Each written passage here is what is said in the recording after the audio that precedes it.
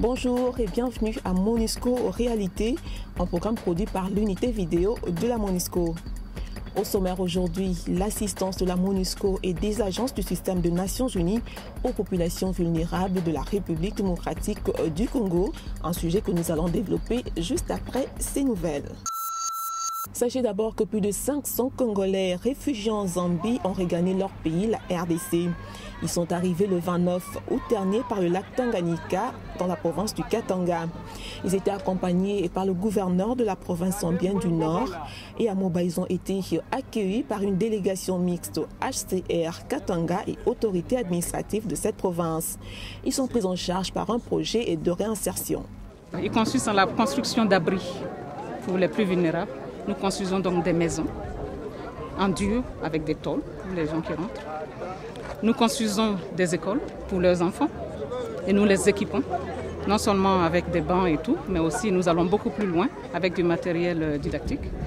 Nous construisons des centres de santé, nous en réhabilitons et nous mettons aussi des équipements dans ces centres. Et puis à Kinshasa, la MONUSCO a rendu hommage à ces 3 casques bleus indiens tués la nuit du 17 au 18 août dernier à Kirumba dans le Nord Kivu. À cette occasion, Roger Miss, chef de la MONUSCO, a réitéré l'engagement des Nations Unies pour le retour de la paix en RDC.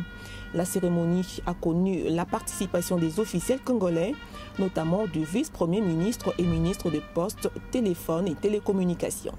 Dans cette douleur, et devant le courage remarquable des soldats de la MONUSCO qui ont accepté et combattent jusqu'au sacrifice suprême, jour et nuit, contre vent et marée, et ce, depuis l'accession de notre pays à l'indépendance aux côtés de nos forces armées, la République démocratique du Congo leur exprime le profond sentiment de gratitude. Nous sommes en 1994, les réfugiés affluent en RDC, principalement dans les Kivu, en provenance du Rwanda. Les actions d'urgence se mettent rapidement en place. Les agences du système des Nations Unies conjuguent leurs efforts pour faire face à l'urgence. Et depuis, la RDC a connu une longue période de crise aux conséquences humanitaires dramatiques. En conséquence, les interventions de la MONUSCO et du système des Nations Unies se sont faites de multiples occasions et sous diverses formes. Je vous laisse apprécier.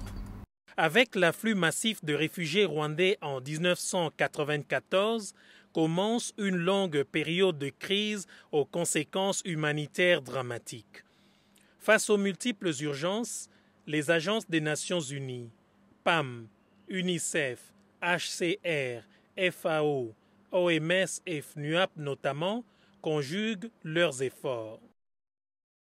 Le PAM assure les distributions alimentaires, l'UNICEF répond aux besoins essentiels des enfants, le HCR assiste les réfugiés et les déplacés, l'OMS intervient dans le domaine de la santé, la FAO renforce la sécurité alimentaire, le FNUAP aide les victimes de violences sexuelles, OCHA coordonne l'ensemble de ces activités.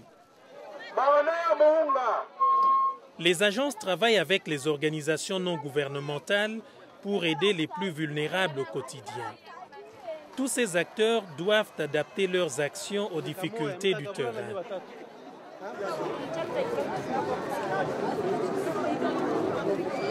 Kumbe tujipange, tutakuwa naingilia hapa, tuta jina moja kwa moja, hakuna matabaki hata.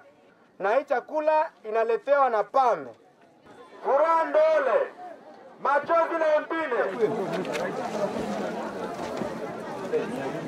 Kamata unasimamia hapa.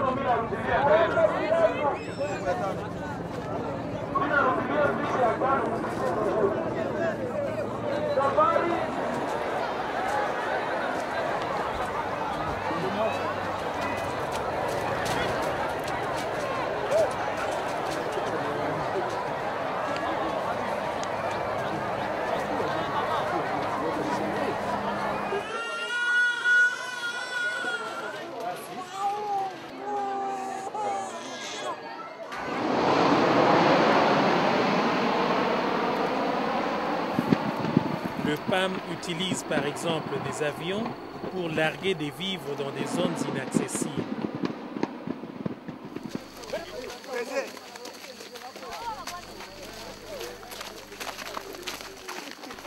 Depuis 2002, les Nations Unies ont multiplié par 5 les fonds mobilisés auprès des bailleurs ainsi que le volume des activités humanitaires, ce qui a permis de sauver des millions de vies. Ces agences aident notamment les déplacés jusqu'au retour dans leur communauté après la fin des violences.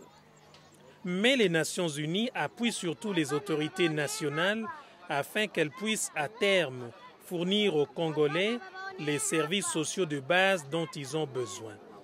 Car l'avenir du pays imposera de passer de l'assistance humanitaire encore nécessaire aujourd'hui au renforcement d'un État à même de servir ses citoyens. Pour vous en être rendu compte, les acteurs ont souvent dû adapter leurs actions aux difficultés sur le terrain.